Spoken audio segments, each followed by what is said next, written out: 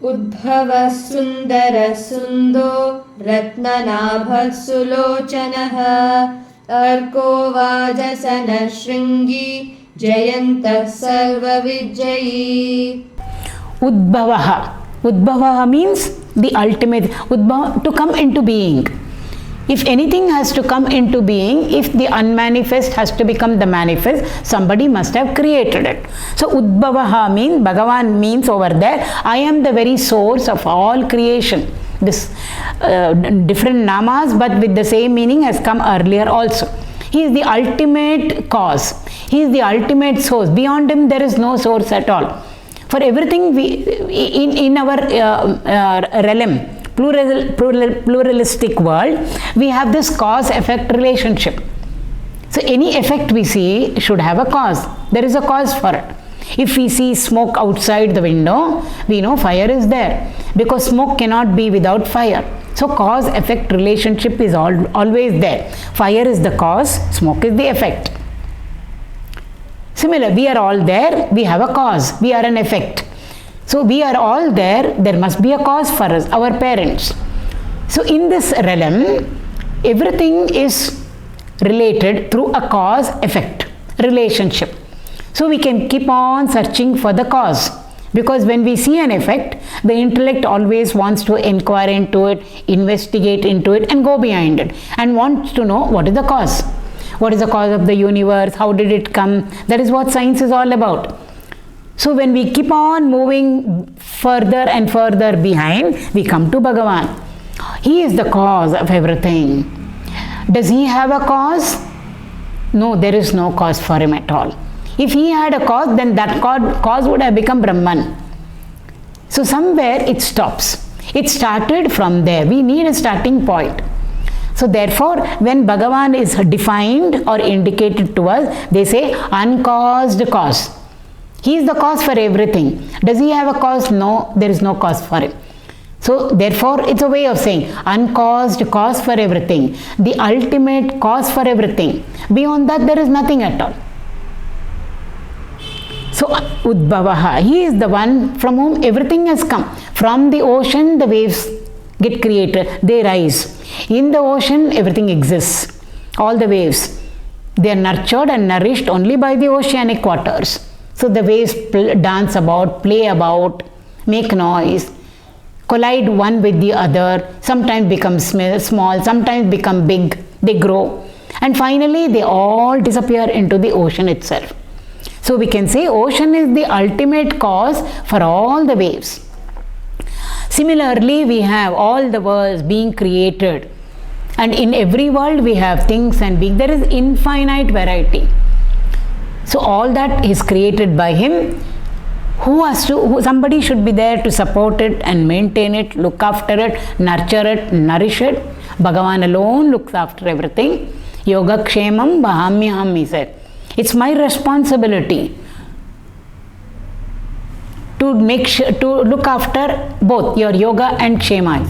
And then finally everything goes back into home, only into him. Therefore he is the ultimate source or the ultimate cause for everything. Udbhavaḥ. Sundaraḥ means beautiful. Just now last class we saw Shubhangaha. So Sundaraḥ means one who is very, very beautiful. Now we know from our standpoint, beauty also keeps changing. We say, oh, she is so beautiful, or he is so handsome. Now with age we know what happens to the beauty. A flower is very beautiful, but then we know after one day what happens to the flower over there. So the beauty that we all know of is not lasting. Slowly it dies down. So it is temporary. Bhagavan's beauty is not like that at all. That's why we say captivating, most charming. Whether it is Rama or whether it is Krishna or whether it is Devi, any of our deities. Lalita is what? Shri Lalita Maha Tripura Sundari. Sundari word comes over there. How beautiful she must be. Why? Because she has created this beautiful world. if we add up all the beauties that are there in all the worlds, it's expansive. It's a huge lot of quantity wise, bulk wise, it's large. We have to imagine who is the one who must be behind all this beauty that we are seeing. So how beautiful she must be to have created this world, or how beautiful he must be. Bhagavan, even if we say he, the word beautiful we can use for him, handsome and beautiful. Whereas for us, we don't say, we use beautiful only for she, and for he we use handsome. But for Bhagavan, we use the word beautiful. And what sort of a beauty is it? It's not beauty which increases from some level, slowly it became beautiful, then it stayed beautiful for some time and then disappeared. Beauty decrease. It's not like that at all. His beauty is constant. His beauty is eternal. His beauty is changeless. And a glimpse of that is what we get in our avatars. Because unmanifest has become manifest. And therefore we have such beautiful kirtans on the Lord, on whether it is gods or goddesses, describing to us the beauty. So that our minds easily will, hold on to the Lord by associating him with beauty. It's easy for our mind to connect with him. We can keep on reveling in the Lord's beauty. So sundaraḥ, satyam, shivam, sundaram is used for Satchit Ananda is also there. Satyam, Shivam, Sundaram is also there to describe Bhagavan. Satyam means that which always exists in all three periods of time. In all the three states we go through every day, waking, dream and deep sleep, he is there with us. So Satyam, that which always exists. Absolute existence which lends existence to something, or it lends non-existence to something. It's not there. How do we know it's not there? Something is for us illumining the non-existence of the thing. What is it that illumines the non-existence of the thing? There must be something supporting it behind, just below it. Bhagavan is the absolute existence which makes us perceive what exists and also perceive what doesn't exist. That's Satyam. Shivam means auspicious. In him there is no chuti at all. There is nothing called inauspiciousness in him. Mangala, Murti, Jaya we use. We don't do Jayakara to human beings. Jayakara only to him, because by the time we do Jayakara to a human being, some Amangala may have already happened. Why? Things come and go in our lives. In Bhagavan it's not like that at all. Everlasting, permanent, constant victory. Vijayadashmi, Vijaya. It represents the state of enlightenment which doesn't come and go. It is there always. So auspiciousness. He is an embodiment of personification of auspiciousness. In him there is nothing inauspicious. Therefore when we do also Mahamangalarati only to him. For human beings, Arati. We don't say Maharati or Mangalarati for human beings.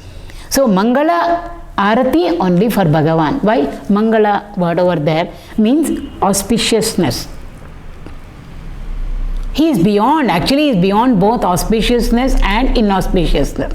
But to make us understand, he is an embodiment of auspiciousness. In him there is nothing called inauspicious. Shivam, Sundaram. He is of the nature of beauty. Beauty, we mustn't think of it only as physical beauty there. Even in us, we say, beautiful emotions we say, beautiful thoughts we say, very beautiful ideas this person has got. So beauty is not restricted only to physical.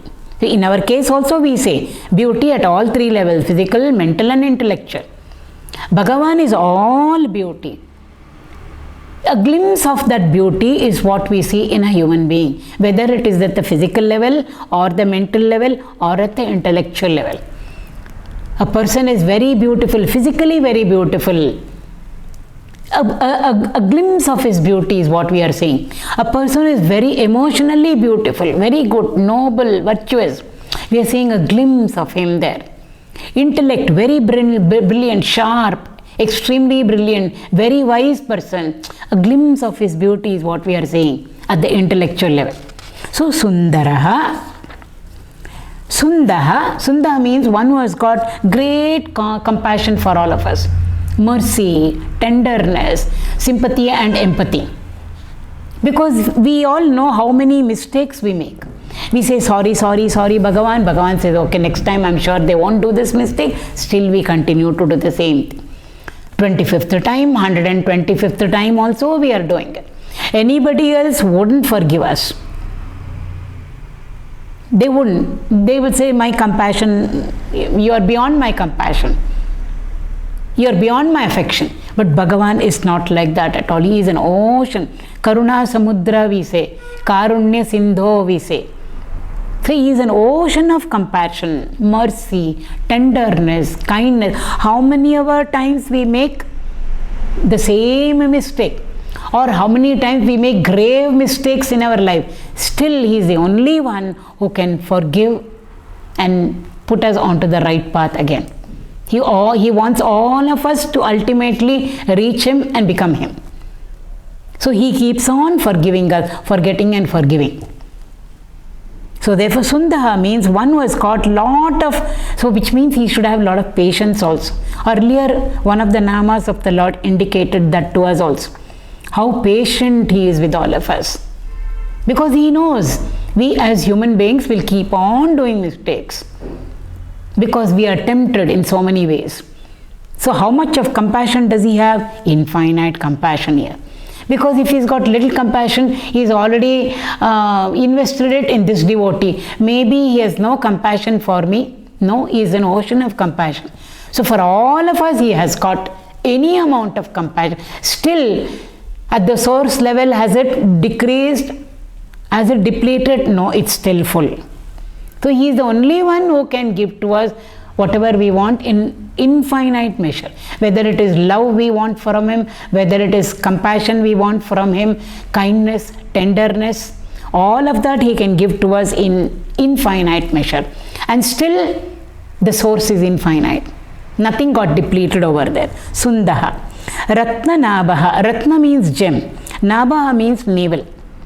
So it looks like, means beautiful navel. Bhagavan's navel point also, some of them in some tradition take it as a point of concentration and focusing for their meditation. We can meditate on the Lord's eyes.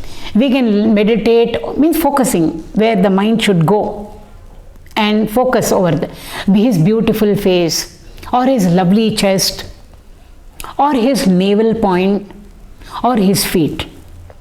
So many points have been given to us, points of attention and focusing for us. So beautiful navel. Because Ratna means gems. We know all our gems are so beautiful, sparkling, shining. Ruby, it can be diamond, it can be green emerald, it can be any of them. Sapphire, it can be yellow, blue, etc. So all the gem Navaratnas. Why are they being associated with his navel? They're all so beautiful for us, these gems. So navel point means very beautiful. So navel point actually is supposed to be the seat of all creativity for us. Supposing we have a gift, talent, somebody writes beautiful poems. So you wrote such a beautiful poem, we tell the person, you must be very intellectually, very brilliant, very intelligent, very brilliant. And where does it come from? We consider it to come from the intellect. Where is the intellect? In our head. So whenever somebody comes out with something very beautiful, whether it is poem or whether it is a song, anything creative, painting, it can be anything, we always associate it with the intellect. Intellect is not the seat of creativity for all of us. It is the navel point which is the seat of creativity for everything. So all creativity, because we were created. Mother gave life to all of us. We were connected at the navel point. So it's supposed to be the seat of all creativity. Not only for our physical appearance, but everything. So anything creative in us comes actually from the navel point. And then we can say it travels up to the intellect and then comes. Even words that we speak, 4 levels are there. We won't go into it in detail. Anything. Say, so beautifully she spoke, or so beautifully he spoke. Look at the music coming out of them. You know, the creativity. When they do a raga alapana, or they put swaras, or there anything it can be, or a beautiful speech, very good orator. We always feel it is coming from the mouth, because open the mouth and sing or talk. And that is always linked to the intellect. It comes from the navel point. Even the gross words that we utter, which somebody can hear, actually they arise from the navel point. So from there, it's very, very subtle. Slowly it comes up, it comes up, it comes up. And the subtle slowly becomes grosser and grosser and grosser. And finally, it becomes the words which are audible to somebody else. 4 levels of speech are there. The 4th level is what somebody hears when we talk. Open our mouth and express loudly. It's the 4th level. Where is the first level? Is it at the intellectual level? No. It is at the navel point. So gem also doesn't only stand for gems over there. It stands for all beautiful. So everything beautiful, everything creative, inspiring, motivating. Where does it come from? It comes from the navel point in all of us. That's the seat of creation. Even when they chant the Vedas, when they chant it the right way, the correct way, when it is chanted, they can feel a sense of an exhaustion, not a pain, but they can make out that it is coming from the navel point. We all, when we say it, only comes from the throat level. It comes right from inside. So therefore, ratnābhaḥ, who is there? He is the one who is seated, means Lord is the one who is the seat of all creativity within us. So I have this art, I have this creativity in me. I paint, I write poems, I do this, I do that, I sing, I dance. All creativity or all art form, what is the source of that, or who is the source of it? Bhagavan alone is the source for everything. That's what ratnābhaḥ means over here. Sorry, ratnanābhaḥ means over here. He is the seat of creativity. He is there within, installed or sitting over there. Pratishta we have done over there. He himself occupies that seat of creativity, and from him everything emerges. Seat of creativity. ratnanābhaḥ sulōchanaḥ. Lochana means eye, sulōchanaḥ means beautiful eyes. We've just now gone through last class Shubhangaha. Now we went through sundaraḥ. If he's so beautiful, every part of him must be beautiful. Last time Shubha Anga, every part, every portion of him is so beautiful, unmatched. So sulōchanaḥ. Again, there are songs only on the Lord's eyes. We just have to see eye to eye with him, and that's over. Finished. We automatically get drawn to him. His eyes are like that, so captivating, so beautiful. Devi's eyes, Kamakshi, Meenakshi, Vishalakshi. For the Lord with the eyes like the lotus petal. So sulōchanaḥ means one who has got beautiful, enchanting eyes. This is a small little incident. I may have mentioned it earlier also. This happened during Sri Ramanujacharya's time. There was one business person. He was a very wealthy business he was doing, and along with that he was a wrestler also. His name was Dhanur Das.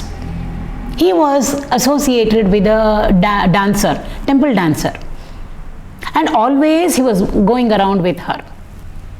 So people asked him, why are you so fascinated with her? Of course she was very beautiful, therefore he was associated with her. What is it that makes you go? But he was doing everything in excess, always with her, following her everywhere. He said, I can't take my eyes off her.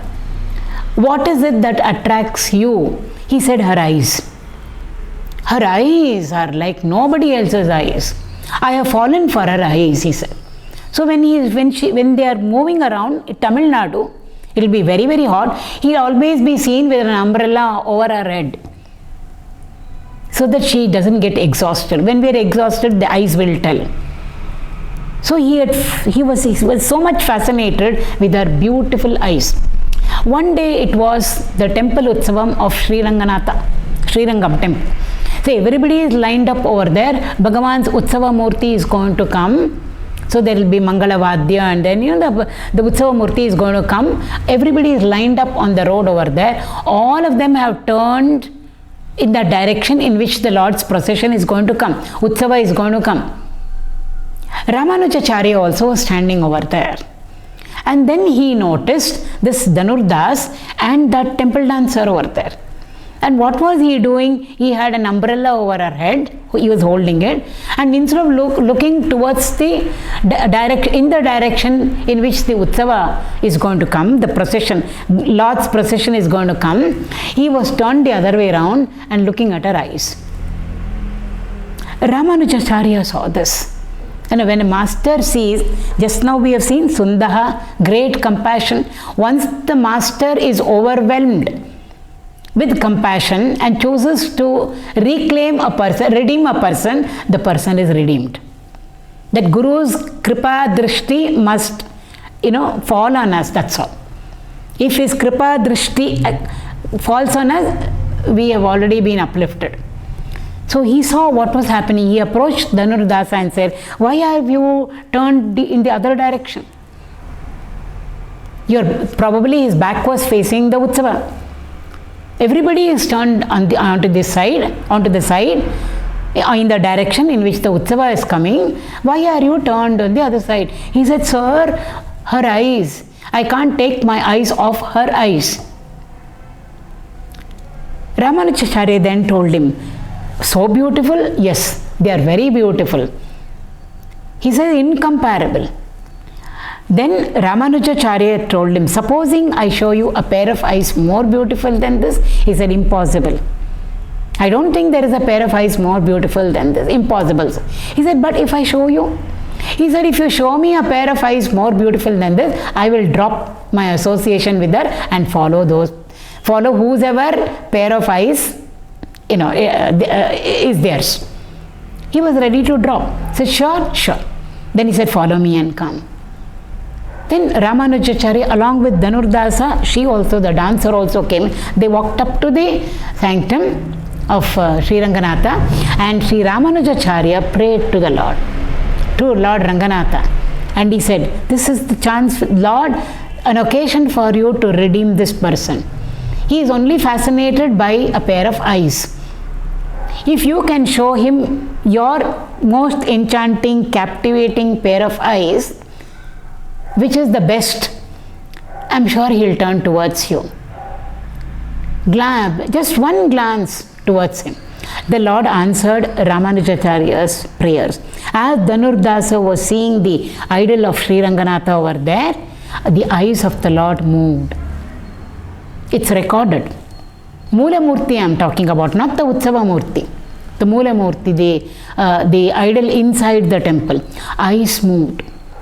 The moment the Lord's eyes moved, he saw the Lord's eyes and he immediately collapsed over there. He swooned over there, lost his consciousness.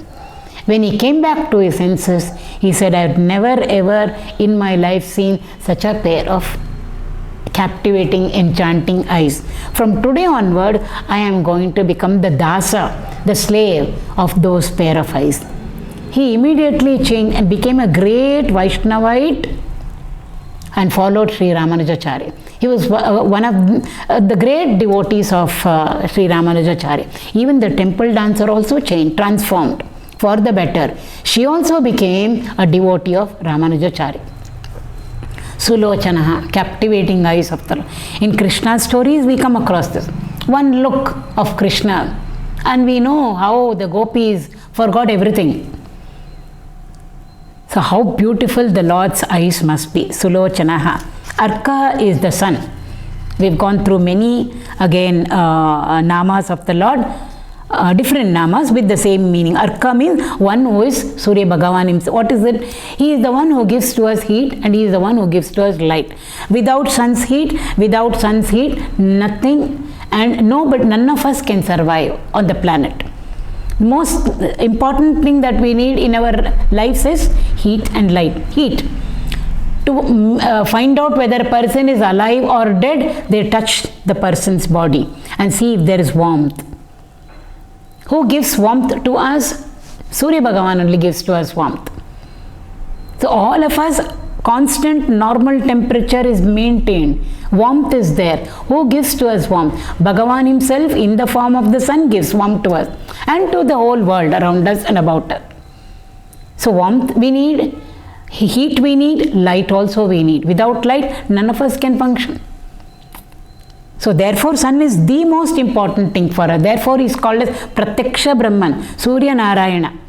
Because without heat and without light, nothing is possible for us.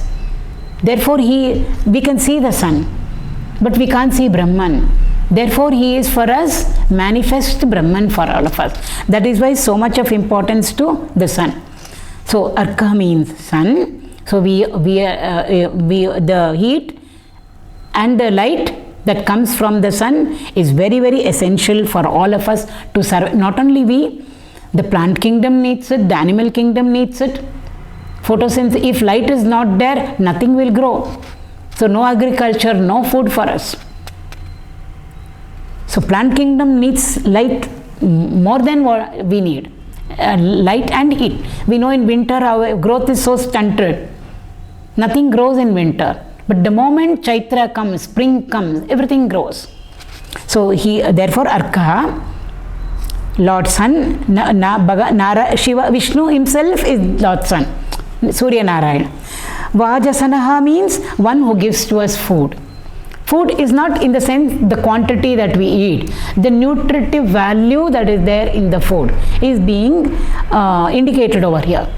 The carbohydrate, the protein, the vitamin A, vitamin B, vitamin C, the minerals that we need, the calcium, the phosphorus, the iron. We need so many things.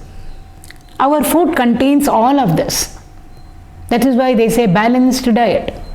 So it's not the quantity that we eat, it's the quality of the food which is more important for us, because we need all these nutrients in our life. So always the nutritive value of the food is very important. Who fixes up the nutritive value in the food? Moon fixes it up. Again in the 15th chapter, Bhagavan talks about it. So the sun has got its role by shedding its heat and light to the entire plant kingdom. The moon also has got its own, he also contributes. How does the moon contribute? So at night moon contributes to the nutritive value in our food. He fixes up the carbohydrate and the protein and the vitamins and everything else in the plants. So we need both. We need sunlight and we need moonlight. So which means we need the sun and we need the moon. Bhagavan himself is there in the sky in the form of the sun. Bhagavan himself is there in the sky in the form of the moon. We may not see the moon completely. Amavasya we don't see. But it's not that the moon is not there. It's there. Only it's covered up. That's all. But moon is still there. It's doing its job. Sharat Purnima, there is a tradition of keeping kheer. Expose it to moonlight and then partake of it. How is the kheer done? Rice. Rice is associated with moon. Navadhanyas for the Navagrahas. For sun it is wheat, for moon it is rice. Milk, white in color, again associated with the moon. So they make a kheer out of milk and rice. Of course, jaggery or sugar is added. Expose it to moonlight, full moonlight. And every full moon is different. Each of the full moons is different. We consider everything to be the same. The effect of every full moon on us is different. And on that day, it's a full moon. So plenty of moonlight is what we are getting. Plant kingdom is getting, we are also getting. Therefore, they say just go and expose yourself outside to the full moon rays, the rays of the full moon. They say there is a difference in the texture of what we get when we sow seeds, when the farmer sows seeds on a full moon day and on other days. There's a lot of difference. So therefore moonlight also is Bhagavan, therefore moon also is Bhagavan, sunlight also is Bhagavan, sun's heat also is Bhagavan, sun also is Bhagavan. Everything is Sarvam Vishnumayam is what is being indicated over here. So vājasanaḥ, śṛṅgī. śṛṅgī means the one who has got a horn. In the Bhagavad Purana it comes, the first avatar of the Lord, Matsya avatar. There was a king Satyavrata. He had undertaken tapas. So he had gone away, far away from the kingdom, and then he was sitting over there and doing his tapas. And one day when he was offering water to the sun, when he was doing his prayers, when he took the waters of the river in his hands, he found a small little fish in his palm, in the waters which were there in his palm, collected in the palm. He wanted to put back the fish into the water, small little fish. The fish spoke to him and said, "Don't put me back. Don't put me back, I am small. The big fish will eat me up." So the king, is a very noble, virtuous person, put the fish into his kamandalu and took it to his kutia, where he was staying. By the time he reached there, he found that the fish had grown. It was almost outgrowing the boundaries of the kamandalu. It says, "Put me into a bigger vessel." So this went on. Every time the king transferred the fish into a bigger vessel, the fish grew, till it became as size of the vessel itself. So he had to keep on changing the vessel, bigger and bigger and bigger vessel. Finally he put it into a lake. It outgrew the lake boundaries. He put it into a river. It outgrew. Finally he said, "The best place for you is to put you into the ocean, because the ocean is very big." So he took the fish and put it into the ocean, and he was about to return back when the fish spoke to him that, "Don't leave me here and go. I have something." Then he turned back and said, "Who are you who has taken up this form? I know you are not an ordinary fish. There must be some purpose. Who are you who has taken up this form? The way you increase in your size, and what is your purpose?" Then the fish spoke to him and told him, on a particular day, 7 days I think afterward, pralaya is going to happen. Everything is going to be completely drowned. Deluge waters everything will get submerged. Therefore on that day you will see a boat. He said, "Collect everything, all species, all herbs, everything collect, so that it should not get completely submerged, because for the next creation you will need it. Collect everything, enter into the boat along with the Saptarishis, and I will come there." Bhagavan said, "I will come in the form of a huge fish with one horn, śṛṅgī. Take Vasuki, the snake, which is so small and occupies the finger, the ring finger of Lord Shiva. But when it wants to become big, it can become very big. That was used as the churning rope during Samudra Mantana, Kshira Samudra, when it was churned. Take Vasuki, one end of Vasuki tie to one end of the ship. Tie the other end of Vasuki to my horn. I will make sure that the boat stays afloat during the deluge, and it will not sink." He did exactly. So afterwards, when the pralaya was about to happen, he saw a boat arriving. So as instructed by the Lord, every species, every plant kingdom, animal kingdom, every human, everything, all samples he collected and boarded the boat. He saw a huge fish, Matsya avatar, with a horn. So with the help of Vasuki, one end tied to the boat, one end tied to the horn of the fish, they stayed afloat. And during that time, when Bhagavan took that form, Matsya avatara, a Rakshasa had taken away the Vedas from Brahma. Brahma is almost going to sleep because pralaya is going to happen. So when he was almost drowsy and in that state, this Rakshasa came and snatched away the Vedas, because without Veda, without knowledge, how can Brahma create next time? He won't create. So I'll become the Lord. I myself will become the greatest, the mightiest, the most powerful. So he took away the Vedas and hid in the deluge water. It's Matsya, Bhagavan in the form of Matsya, who killed the Rakshasa, retrieved the Vedas and gave it back to Brahma. And at that point of time, Satyavrata asked the Lord, who was in the fish form, huge, gigantic fish, Narayana in the form of Matsya Narayana. He asked him questions, philosophical questions. And Bhagavan imparts that knowledge to Satyavrata the king. That is what is there in Matsya Purana. Amongst the 18 Puranas, one of the Puranas is known as Matsya Purana. So the entire contents of the Matsya Purana is what? Narayana in the form of Matsya, in the form of a fish, in the knowledge he imparted to this king, is there enshrined in the Matsya Purana. So śṛṅgī. Next is jayantaḥ. Jayantaḥ means one who conquers. So in the Puranas we have seen so many of the stories wherein the Rakshasas, in spite of all their power, in spite of being so mighty and with all the unique boons, still when it comes to the Lord face to face with them, countering them, they get vanquished, they get defeated. Madam, you're on mute, madam. Oh, I'm sorry. Okay. We'll start from the beginning. 85th Sloka, we had finished up to śṛṅgī. The next name of the Lord is Jayantaḥ. Jayantaḥ means one who is ever victorious. So in the Puranas we have seen all the stories that come over there, wherein the Rakshasas encounter the Lord. Like I said, in spite of being powerful and mighty and with all the boons they have got with their intense tapas, still they are no match for the Lord.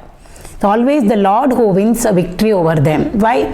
God is Dharma, God is truth, and ultimately truth or Dharma alone will be victorious. So therefore Jayantaḥ, one who is always ever victorious, he conquers everything. It's not only the outer enemies. In the Puranas, they are indicated as Rakshasas. But all the Rakshasas are there within us, subjectively also. All the negative thoughts in us, the negative emotions in us, they're all like Rakshasas.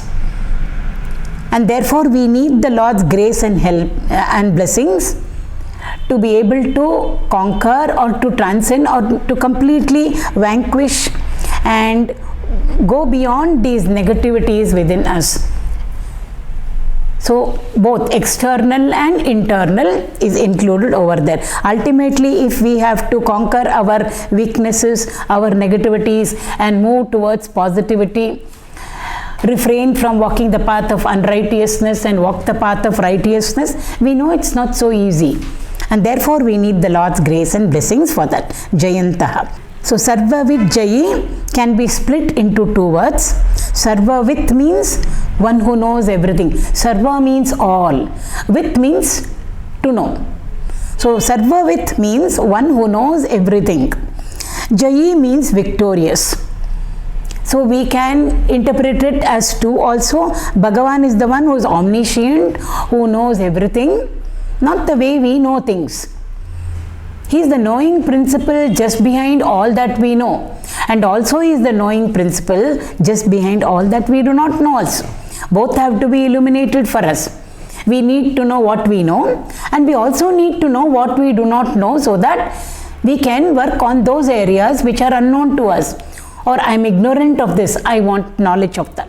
Unless and until we are aware of it, we will never even attempt to know what we do not know.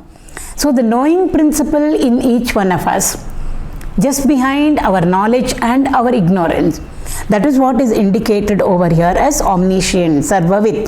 Jayi means again victorious. We've already gone through the word to the name of the Lord Jayantaḥ. So sarvavit jayihi. So one who is both. He is omniscient, he is the knowing principle behind everything, and also victorious. There are some people who interpret it as one word. So sarvavijjayī means he is the one who is victorious and wins over all the people who are knowledgeable. We have seen in the life of Adi Shankara how he knew everything. He was an erudite scholar also. He was a master of all knowledge, all scriptures, and then he had to face so many opponents. So he went around and then entered into debate with them, entered into arguments with them, and finally he had to establish the Advaita philosophy over them. So Sarvavit means all the scholars and the pandits and the knowledgeable people who are there in front of him, in front of the master or in front of the Lord. And Jayi, he won over all of them. Adi Shankara won over all of them. Whoever entered into a debate with him, to prove that their philosophy was right, he was able to conquer them and defeat them. And finally they all came into his fold. So that meaning also we can take in when we put both together. Sarvavijjayī. He is the one who is victorious over all men of knowledge, over all scholars. He is the one who is the most knowledgeable. So with this we have finished the 85th verse.